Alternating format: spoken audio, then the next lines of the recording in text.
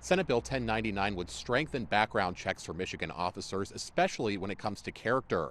Lawmakers say some officers have engaged in what they call cop shopping, leaving one department with a blemished record only to find a job in another one.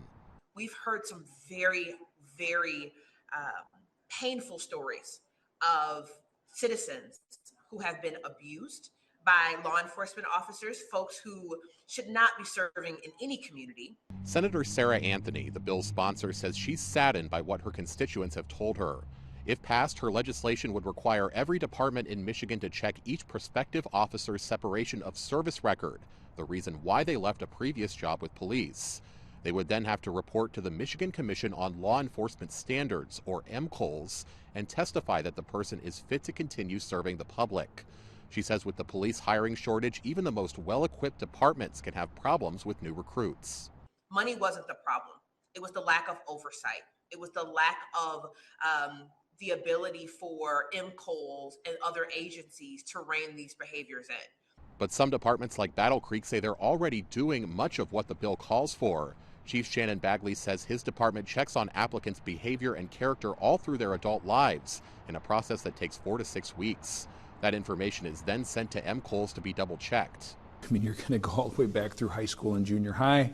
You're going to provide names and addresses of not just former employers, but neighbors. I also asked him if there was a line that can't be crossed when it comes to background checks. Felonies. Yeah, like if it's I can't help you if you have a felony, right, as an adult. He says in his 3 years at Battle Creek, he hasn't had an officer whose past became a problem after hiring, but says the bill is still needed. Bagley says an accredited department like his is always rechecking its standards, but others don't always have the capacity to do so. He adds it's not about finding a perfect person, but one who can recover from mistakes with integrity. Maybe they did misbehave, or maybe they did have a misdemeanor in their background. But it's not that specific incident. Time and distance, right? What is the time frame, and how far have we gotten away from that specific incident, and then how have you reacted since? Senate Bill 1099 is part of a larger law enforcement package during the lame duck session. The House plans to adjourn on December 19th, with the Senate following on December 23rd. In Battle Creek, Colin Roos, News Channel 3.